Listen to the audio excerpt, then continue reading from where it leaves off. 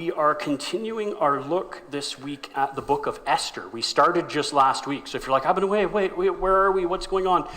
You haven't missed tons, although the plot moves pretty quickly in the book of Esther. Last week we looked at basically the first two chapters, almost all of chapter 2, and we're going to pick up today.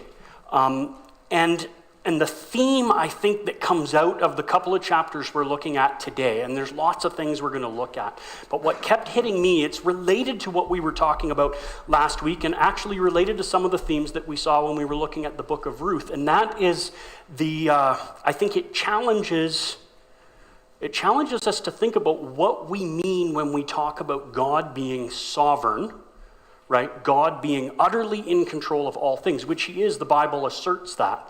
And there are a lot of paradoxes that we will continue to struggle understanding, right? If God's sovereign, what does that mean for us? I think one of the things that we see clearly in this section of the story is that whatever else God's sovereignty over circumstances and all of these things mean, it does not mean that we have no responsibility to act. I don't think it's a biblically valid mindset to say the sovereignty of God means I am essentially a puppet. I think I'm making decisions and doing things, but really everything I do is just what God is making me do, and I have no agency, no responsibility, no decision making or anything like that. God has given us the ability and the responsibility to act, and we're to act wisely and act morally and have a Christ-like attitude that shapes our actions and our responses to things.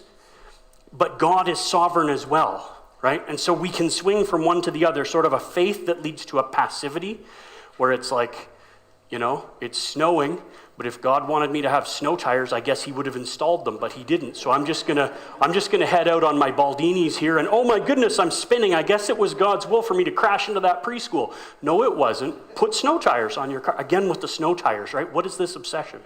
You know what I mean. So we're looking at the book of Esther. There's no snow tires involved in this story whatsoever.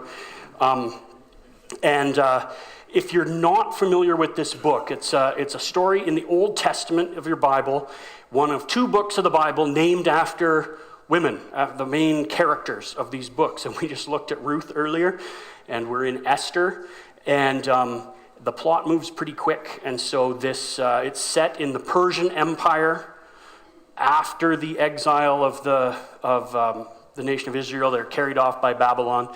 The Persian Empire takes over, defeats Babylon, now it's Persia, and they had let the people of Israel go back and rebuild the temple and do those things. But not everyone left. There were some of these Jewish people scattered all over, and this story takes place in the capital city of the Persian Empire, in Susa, and it involves some Jewish people, including this young gal named Esther, who has, through a awfully coincidental series of events, become the queen of the Persian Empire. And we'd also met this man named Mordecai, who is her cousin or uncle or some kind of relative, not her father, but he has raised her from the time she was young because she's an orphan. And he too he's Jewish and he's wise, and he's plays a key role in all of these stories. And so we're looking this morning at Esther chapter 2, verse 19 to the end of chapter 2. And then we're going to look at actually all of chapter 3 and all of chapter 4, but they're short chapters and it moves quick. But I'm not going to read the whole thing. I'm going to do it in these 3 sections, okay? So jumping in at Esther chapter 2, verse 19, and Esther is queen at this point. It says, "Now, when the virgins were gathered together the second time, Mordecai was sitting at the king's gate. Esther had not made known her kindred or her people as Mordecai had commanded her. For Esther obeyed Mordecai just as when she was brought up by him. In those days, as Mordecai was sitting at the king's gate, Bigthan and Teresh, 2 of the king's eunuchs who guarded the threshold, became angry and sought to lay hands on King Ahasuerus, or as I've been saying, King Xerxes is his Greek name. And this came to the knowledge of Mordecai, and he told it to Queen Esther, and Esther told the king in the name of Mordecai. When the affair was investigated and found to be so, the men were both hanged on the gallows, and it was recorded in the book of the Chronicles in the presence of the king. Just pause there. So we see that as the story continues, the author is obviously not highlighting every single detail every single day, but highlighting important things that have happened in the passage of time. And so the first part of verse 19, when it says, now when the virgins were gathered together the second time, that is a very confusing little bit to translate. If you're into researching this kind of thing and if you read commentaries, there are all sorts of people going, we don't know what that means. Maybe there was some kind of a parade after, right? We had read before how there was this sort of, we would say, kind of twisted contest to pick a queen. Esther won. Were these the runners-up? Were they sent? We don't know. But it was at a later point, and the important thing for us to notice is that Mordecai was sitting at the king's gate. We mentioned this last week. When it refers to that, that's not like Mordecai had nothing better to do, so he was loitering. Very likely he had some kind of official job in the government. He was there for some reason. We're not told specifically what his job was, but he's there. And then we're reminded again that Esther had not told anybody, King Xerxes or anyone else, that she was, didn't tell anyone about her Jewish heritage, because Mordecai had said, don't tell anybody. It's not explicitly explained why he said not to, but the implication is that it would not have helped her situation at all. So time is passing, but the narrator or the author of this story wants us to know that there was this incident. Mordecai, in the course of his duties, overheard or came to hear about or learn about essentially a plot to assassinate the king. Plots to assassinate kings are, in history, not that rare. And so this isn't like that couldn't have happened, but it seemed that these two guys who were the guards, when it says they were these two guys were the guards of the threshold, that was like however the palace was arranged. They were the ones like right outside the king's like door. They were inner, like they had access. It doesn't explain what they were ticked off about. It's not important to the story. They were upset and they were planning to murder the king. Mordecai hears about it. And he tells Queen Esther. He has some kind of ability to communicate.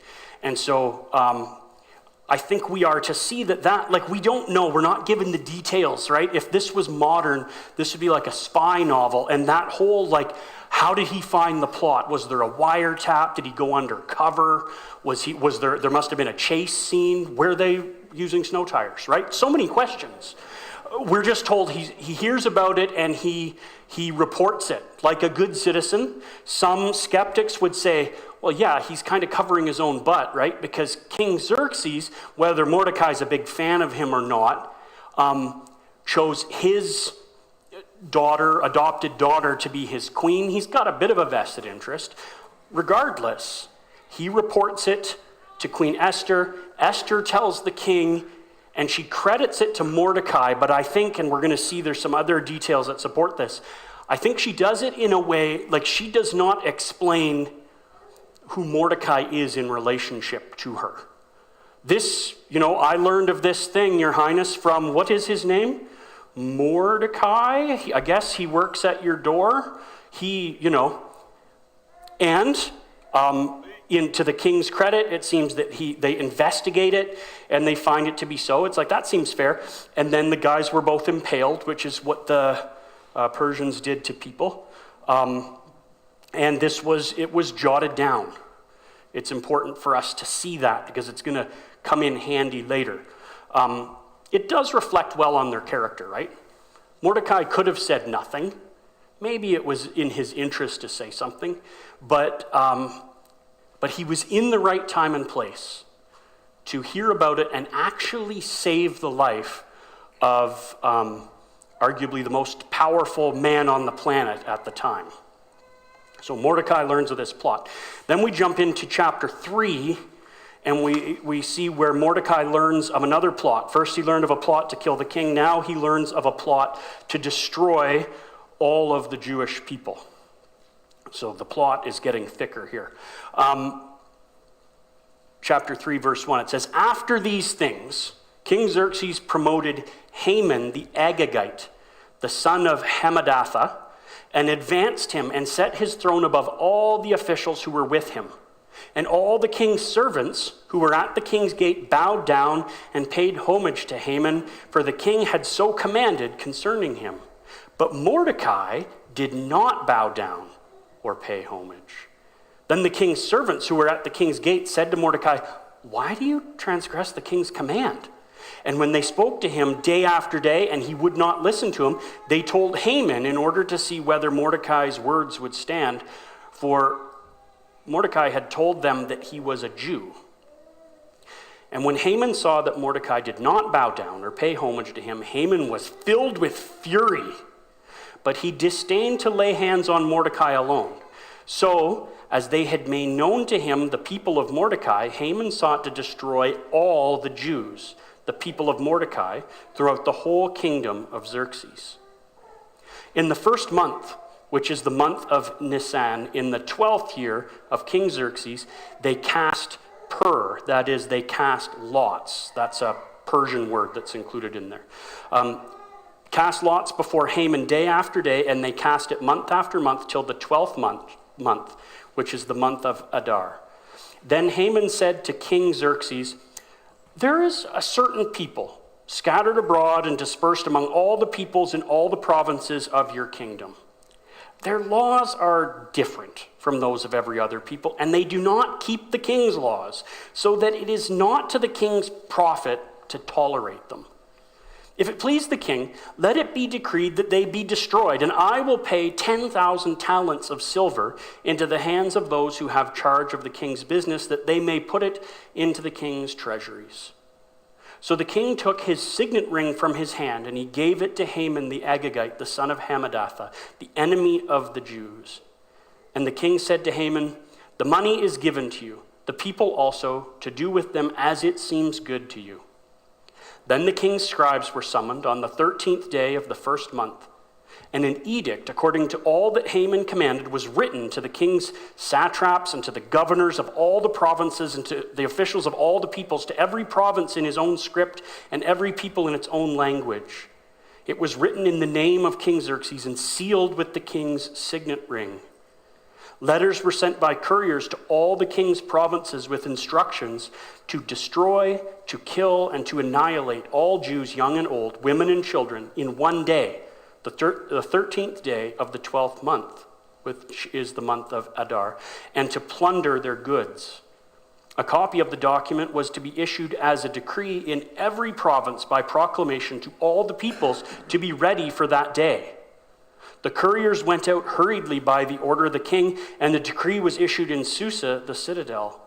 And the king and Haman sat down to drink, but the city of Susa was thrown into confusion.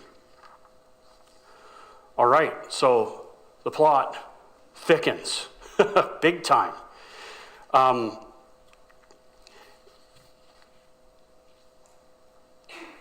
We meet another character here. Haman the Agagite, that is a fun word to look at all week. It's like, are you having a hard time? What's going on? Actually, it's a very important name. But we see that we're not told why and we're not told when, right? After these things, some time has passed. We have some chronological clues. There's about a 4 or 5 year window in which this could have taken place. We don't know how long Haman was biding his time necessarily, but we know that this guy was promoted up to sort of second in command. It's very parallel, actually, to if you read the story of Joseph near the end of the book of Genesis, how he went from being like a prisoner and he was elevated right up where the Pharaoh, the king of Egypt, is like, you run the whole country, like next to me, it's you're the guy. And it seems that this is a parallel situation here. For whatever reason, the king has given Haman this really powerful and honorable position in the kingdom. And we see that one of the perks of that, quite understandably, not surprisingly, is that the protocol was when this guy walks by, if you are less than him in rank, you're supposed to bow to show respect. This is pretty common in a lot of different cultures and not super surprising. With Haman, that includes almost everyone in the whole world is lower in rank than him, right? King Xerxes, probably Queen Esther, they don't have to bow. Everyone else is supposed to bow. And we just learned that Mordecai, he works near the gate. This is one of the guys on the staff that are supposed to do this. And he won't bow. And it seems unreasonable. It seems unreasonable to his coworkers. They're like, dude, what are you doing, right? Nope, I won't. Why not? And it's like he's not listening, he's not saying anything. The only thing they get out of him is that he's a Jew. That's not an awesome reason. They're not like, oh, well, that explains it. No, fine, carry on, right? But he's not. He won't bow. And Haman, when he becomes aware of this, is upset. Now, it would make sense that a guy like this, he is used to having his ego stroked. He probably thinks pretty highly of himself. He is not used to putting up with underlings saying no, so it bugs him.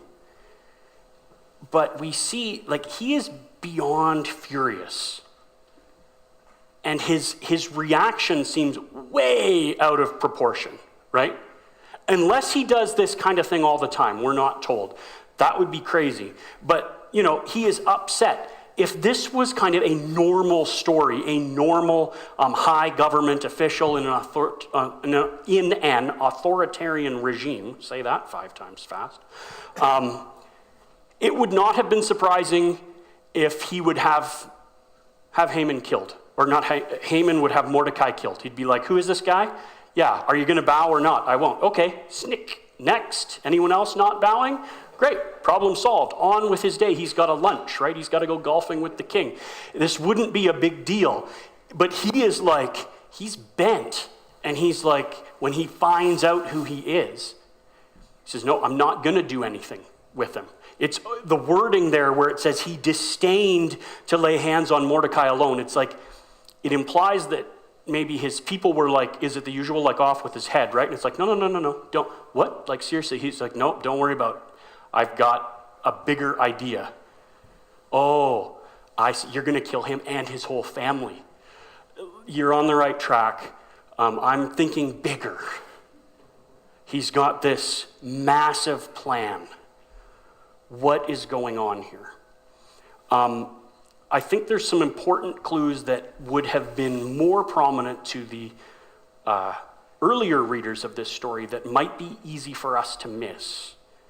And there's a symbolic conflict being represented here in the text. And I think there's too many references to it. It's too coincidental to believe that this was not part of the author's intent. And so I want us to think about this conflict between Haman and Mordecai as sort of a showdown between the son of Agag. Haman is an Agagite, versus the son of Kish. This is it's not really a rabbit trail. I think this is important details to move in. So first, I need to give us a little bit of history. Okay? We're moving back in time. We're not talking about the Persians. I want to talk a little bit about a group of people that get mentioned in the Bible called the Amalekites. If you're at all familiar with Old Testament, there's a lot of ites out there, right? Hittites, termites, Hivites, all of these ites. And it's like, okay, so who are the Amalekites? We meet them first back in the book of Exodus. So when the people of Israel, they were slaves in Egypt, and God sends Moses in there, and there's a bunch of miraculous plagues, and the parting of the Red Sea, and the people come out, and God meets them at Mount Sinai and gives them commandments and makes a covenant with them, and it's like, you're going to the land that I've promised you, and when they're getting close, they have this incident, and we read about it in Exodus chapter 7, verses 8 to 16. They're on their way, and it says, "Then Amalek came and fought with Israel at Rephidim. So Moses said to Joshua, 'Choose for us men and go out and fight with Amalek. Tomorrow I will stand on the top of the hill with the staff of God in my hand.' So Joshua did as Moses told him and fought with Amalek. Well, Moses, Aaron, and Hur went to the top of the hill. Whenever Moses held up his hand, Israel prevailed, and whenever he lowered his hand, Amalek prevailed. But Moses' hands grew weary. So they took a stone and put it under him, and he sat on it, while Aaron and Hur held up his hands, one on one side, one on the other, and so his hands were steady until the going down of the sun, and Joshua overwhelmed Amalek and his people with the sword. Then the Lord said to Moses, 'Write this as a memorial in a book, and recite it in the ears of Joshua, that I will utterly blot out the memory of Amalek from under heaven.'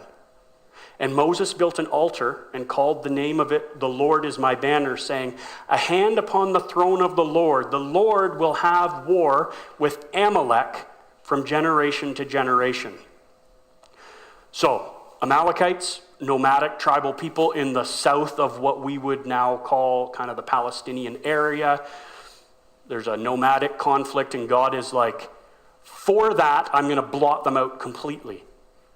God does not owe explanations nor give them usually for what he does, but this is declared. Then I want to fast forward a little bit to the beginning of the kingdom of Israel and King Saul. He was the first king of Israel who was anointed by Samuel the prophet. I want you to note something about his background and a reminder here. So it says in 1 Samuel chapter 9, it says, "There was a man of Benjamin whose name was Kish, the son of Abiel, the son of Zehor, the son of Bechorath, the son of Aphiah, a Benjaminite, a man of wealth, and he had a son whose name was Saul." So that gives a bit of Saul's background. He's from the tribe of Benjamin, descended from a guy named Kish. I want to remind us of what we read last week in Esther chapter 5. It said there was a Jew in Susa, the citadel, whose name was Mordecai, the son of Jair, the son of Shimei, son of Kish, a Benjaminite. Genealogies, when they're referenced in the Bible, especially the Old Testament, they are notoriously symbolic. They don't pretend to, like, we're going to list every single generation and like the way we would do a family tree. They mention the important connect the dots. Who is this person related to? He's from the tribe of Benjamin and descended from Kish. Esther is written well after the monarchy of Israel. Saul is a hero, a historical figure for Israel at the time that this was written. Mordecai is descended or related to Saul. Then I want us to fast forward in Saul's story. He's God's anointed king in 1 Samuel 15, really the whole chapter, but I'm going to, just to shorten it up, I'm going to read a few snippets here, but the theme of the whole chapter is this incident that changed Saul's career. 1 Samuel 15, it says, "And Samuel the prophet said to Saul, 'The Lord sent me to anoint you king over his people Israel. Now therefore, listen to the words of the Lord. Thus says the Lord of hosts, I have noted what Amalek did to Israel in opposing them on the way when they came up out of Egypt. Now go and strike Amalek and devote to destruction all that they have. Do not spare them, but kill both man and woman, child and infant, ox and sheep, camel and donkey.' So Saul summoned the people and numbered them in Telaim, 200,000 men on foot and 10,000 men of Judah.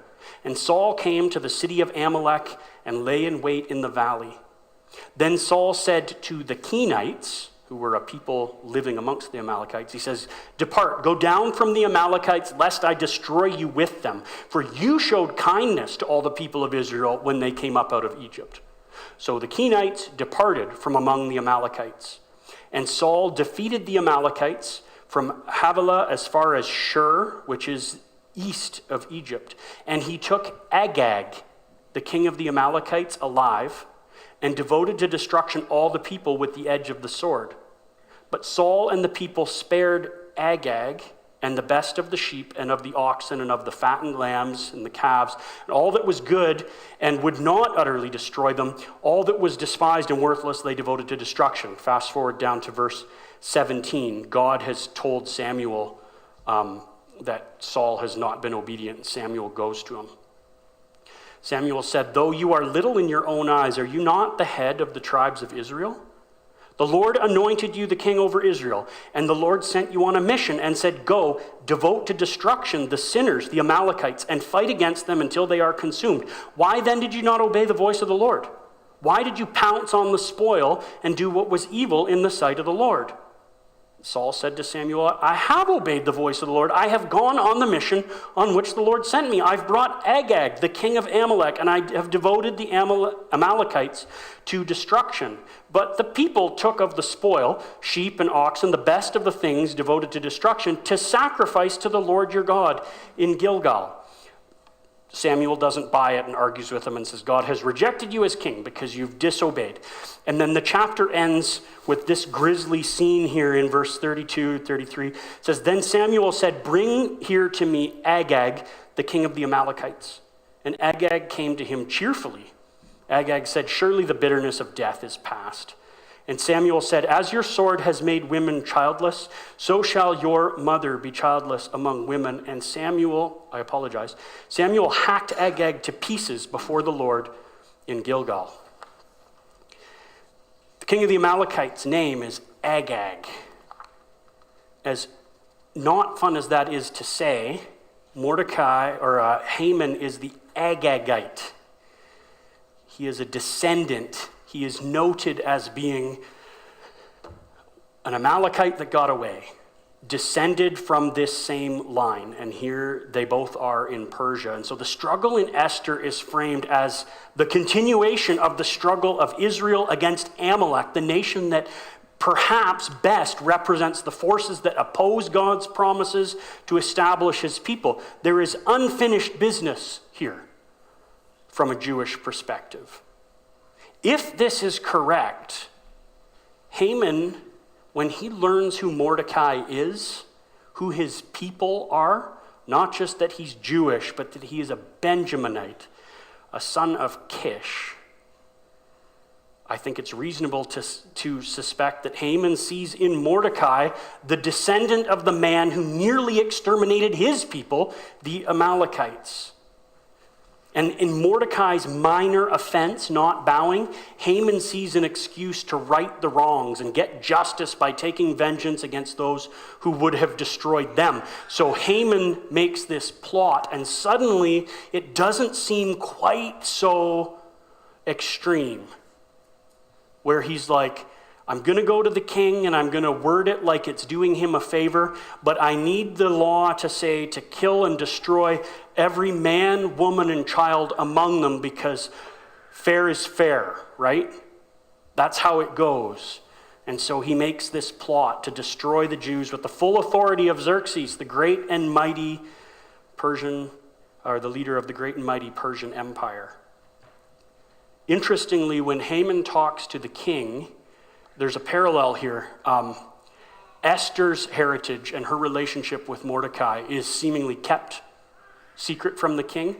Haman's relationship to Mordecai is still kept secret. The plot is presented to the king, right? He doesn't say, I must do this. It is my quest to avenge my great-great-great-great-great-grandfather. I have to. He's like, no. It's presented like all business, right? Maybe they're golfing. They're probably drinking, if the narrative and the rest of the story, right? And it's presented as a minor operation to spare his majesty future inconvenience. It's like, you know what? You shouldn't tolerate these people. Let's just nip this in the bud. I'll take care of it. You know what? I'll even fund it. So you don't have to worry about, right? I'll give this obscene amount of wealth to help make it happen. Whereas, in fact, it was a deeply personal vendetta. And so the law gets made. When the king is described as giving Haman his signet ring, that's not just like, oh, here, this is pretty. Do you want this? This will look good on you. It's like that's the king's signature. That's his authority. If he stamps that like that, he can speak and act in the name of the king. you don't give this thing to just anyone, but if you're the king and you're pretty sure Haman is an awesome guy and you've promoted him to be the general manager of your empire so you can devote more time to whatever it is you want to do, you give him that and it's like, you just take care of it, big guy. I don't want to sign all the documents. You've got it. I trust you. And so this word goes out and we see that all the people in Susa, the citadel, which was the capital, they were thrown into confusion. There's chaos, right? It's like, this is an unusual law. It seems that this is not the kind of thing that happens all the time. It's like, who are we killing this year? Oh, okay, right? They're like, what's going on? So then we see in this next chapter, as we move into chapter 4, right? Because Mordecai has learned about it. He takes action and he persuades Esther. We read in chapter 4, verse 1, it said, when Mordecai learned all that had been done, Mordecai tore his clothes and put on sackcloth and ashes and went out into the midst of the city, and he cried out with a loud and bitter cry. He went up to the entrance of the king's gate, for no one was allowed to enter the king's gate clothed in sackcloth. And in every province, wherever the king's command and his decree reached, there was great mourning among the Jews, with fasting and weeping and lamenting, and many of them lay in sackcloth and ashes. When Esther's young women and her eunuchs came and told her, the queen was deeply distressed. She sent garments to clothe Mordecai so that he might take off his sackcloth, but he would not accept them. Then Esther called for Hatak. We'll call him Hat.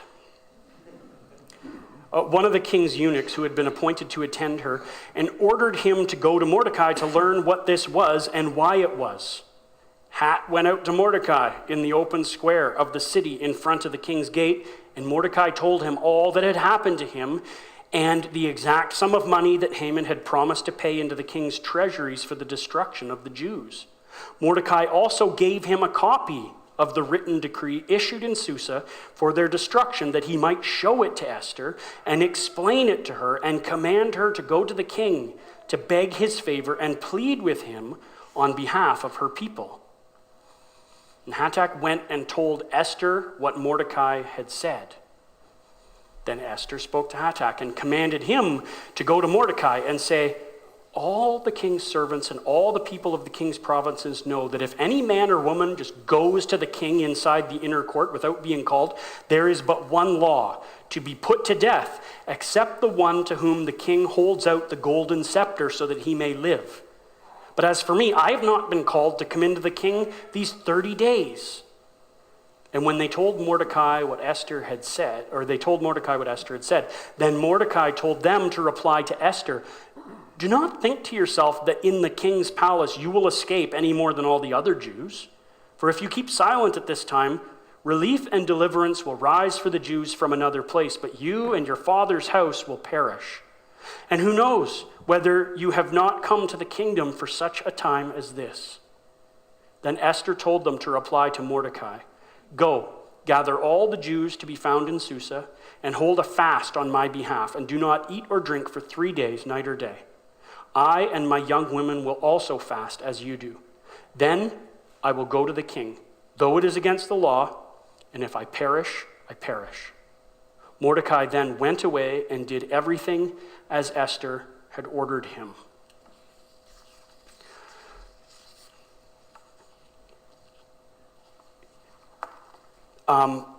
Something always strikes me as a surprise when I read through this part.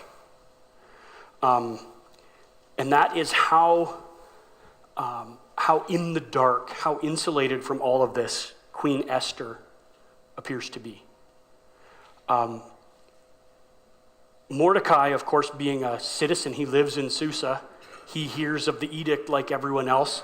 He is reacting in a very understandable, culturally appropriate, expected Jewish way. Tearing his clothes, putting on sackcloth and ashes, which is a grieving and mourning thing. He's wailing. And he went to the entrance of the gate, but he couldn't go in. So I don't know if it seems maybe he can do his job, but this is kind of embarrassing, right? He's He's dressed in a way of mourning, which is not what, you're not supposed to be in the palace like that. And it says, when Esther's young women and eunuchs came and told her, the queen was deeply distressed. And I'm like, they told her about the whole edict, right? It's like, no, all they did is they're like, that guy, Mordecai, that we don't ask, we don't know who he is to you, but you seem interested in him. He's like really upset, and he's dressed really funny. And he's down there by the gate making a bit of a scene. And she's distressed, because what does she do? Bring him some clothes and tell him to get dressed. Right? Tell him to smarten up. What's his problem? They bring him clothes. He doesn't put them on, and he communicates a message back to her and sends her a copy so that she needs to be brought up to speed. Because why would she be troubled with that? She's not like out and about in the citadel. Like she doesn't have to go and kill any Jews. She's the queen. This doesn't concern her officially, but she finds out. And you have this weird clandestine conversation. Again, it'd make a great kind of spy movie, right? They're trying to keep, it seems, the relationship between Mordecai, a known Jew, and Esther, the queen, a secret Jew. They're trying to keep that relationship secret. Esther just doesn't go out, I'm going to go talk to him, right? So it's like middle school, right? They're passing notes. Psst, psst, attack. Pass this to Mordecai. Right? He's like, oh, well, I'm going to, right? And it's this back and forth, like dudes going up and down the stairs. So, right, in a movie, it's like this guy's a loose end. He knows something's up, right? Can he be trusted? Esther's trusting him, I suppose. That's not even part of the story. The plot is, there's much more important matters. What is going on with this decree? And Mordecai communicates through this messenger. It's like, Esther, you need to know what's going on. Like, you're in the dark and you're in this very insulated world of the palace, and none of this stuff seems to affect you, but you need to understand that this is a big deal. We don't know if the tone implies that Esther is maybe like, that sounds bad. That sounds like a you issue. I have a spa appointment, so you should really get dressed, I suppose. See you later. We don't know, but Mordecai makes sure that she understands some things. One of the things that he emphasizes to her, and I think this is in a parallel way something we need to remember as well, and that is that her safety is an illusion. It would be understandable for her to be like, I'm the queen. I'm like one of the small group of people that actually outranks Haman. This doesn't, and no one knows my background. Of all the Jews in the empire of Persia, I am safe. He's like, you are not. Some commentators wonder if there's a bit of a veiled threat there. It's like, I don't want to tell, Mordecai going, I don't want to say that you're Jewish and how our relationship is, but I don't know, like if they take me and torture me, it might slip out. That would be a real shame, but don't think you're not going down with the rest of us. But either way, he says, like, you're not actually safe. Your safety is an illusion. Your circumstances look like they insulate you from trouble. It's an illusion. None of us, as far as I know, are actually queens of global empires. But we like safety, and we like to engineer our circumstances to provide at least an appearance of safety. And if I may say, without going too far down this rabbit trail, just as Esther sort of lucked out and was selected of all of these people to be the queen, just being born in a place like Canada is pretty lucky. And it's easy for us to think we're safe and the troubles and problems out there don't affect us. I think while Esther needs to have a heart for her people because they're her people, she also needs the bubble of her safety as an illusion to be popped. I wonder if sometimes we need that reminder. And then Mordecai makes a couple of other really interesting faith statements. This is one of the places in the book where it gets the very closest to mentioning God, but it doesn't, right? Which is like, this is intentional. This is But he says, if you don't do anything, if you don't act in the capacity that you have as queen, which is something that none of your fellow Jews have, he says, deliverance for the Jews will come from some other place. He says that very confidently. That is a faith statement. It's faith in God's repeated promises. His promise to Abraham, I'm going to make you a great nation. Your descendants will be like the stars of the sky and like the sand on the seashore. So he's like, God is going to make sure that we don't all get destroyed. But if you don't do anything, a bunch of us, including you and me, will get destroyed. And then he says these well-known lines, right? Who knows if you've not come into the kingdom for such a time as this? Who knows? I like the fact that that kind of language shows up several times, especially in the Old Testament. I think it's honest faith, right? Some of us might say, no, if Mordecai is so sure that deliverance for the Jews, well, he trusts God and his sovereignty and his provision, he should be like, no, I am absolutely sure that this is the reason why you're there. This is clearly God's plan for your life. I'm just going to speak this into your life, sister. He doesn't say that, right? He says, who knows? It sure looks awfully coincidental that this unlikely Jewish girl of all of these girls becomes queen, and then a short time later, all of her people are threatened, and here you are in a position to stop it. It might be chance, but who knows?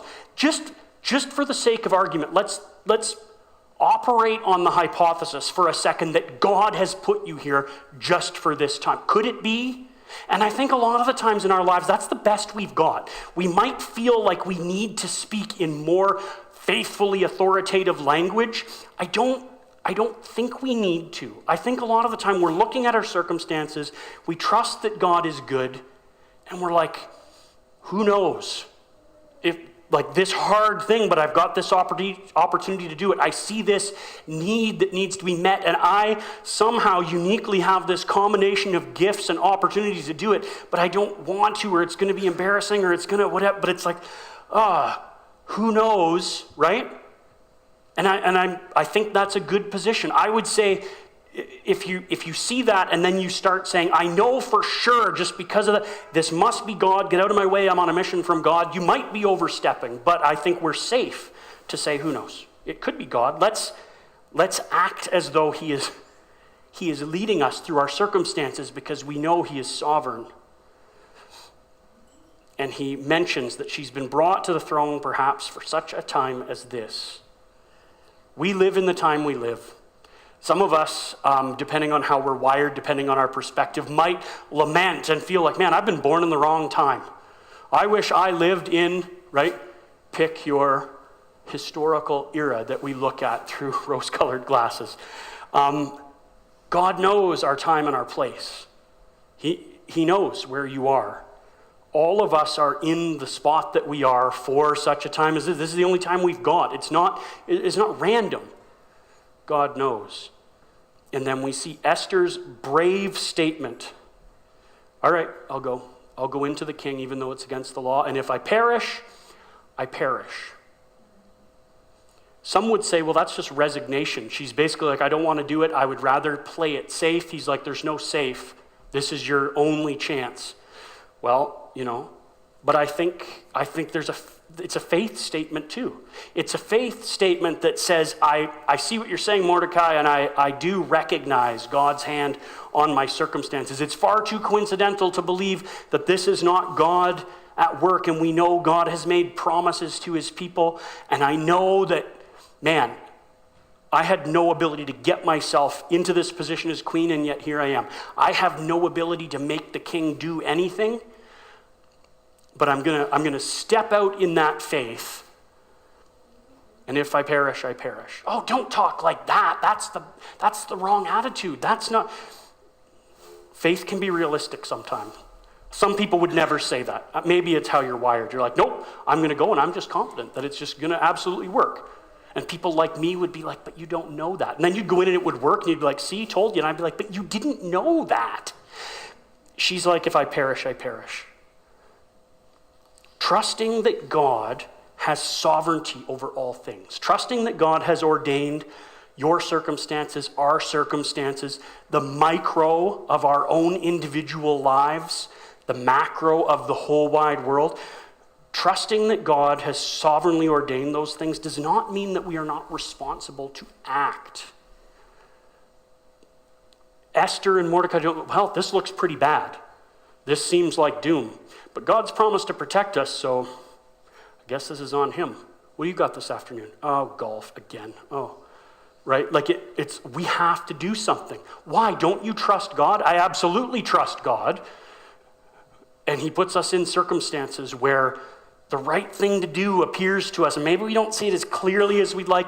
Maybe we don't have any of the assurance that it will work that we would like. Maybe we don't know, and we can think of all sorts of counter arguments to it. But God calls us to act bravely and do the right thing, even though and because we trust in his sovereignty. Trust in God's sovereignty does not require passive faith. It means that we are still responsible to act on that faith. Let me pray for us. Heavenly Father, we thank you for the gift of your word and for the fact that we can trust your sovereignty. Both our reason and the consistent witness of your word says that you exist, and by definition, God, you are sovereign over all things. You know all things, and your power is without, nothing can resist it. We don't always understand. None of us would do things the way you do them because we are not you. But I thank you that we can trust that not only are you sovereign, but you are good and you are wise. You don't act in spur of the moment ways. You don't overreact because you're having a bad day. You have a plan, and that plan is built around your great love for people who don't deserve your love, and to redeem them to yourself and to rescue us. And that affects all, like the whole world, like big picture, but it affects each of us as individuals. And I pray that you would help each of us here to recognize again that if you exist, it makes no sense that you would not be sovereign. And that if you are sovereign, and that means you know that we would be here today, and that we would be hearing again a call to recognize your grace and our need of it, and that you've been working in our hearts. And I pray that if there are those who haven't put their faith and trust in you, today would be the day. Maybe they were here in this service for such a time as this.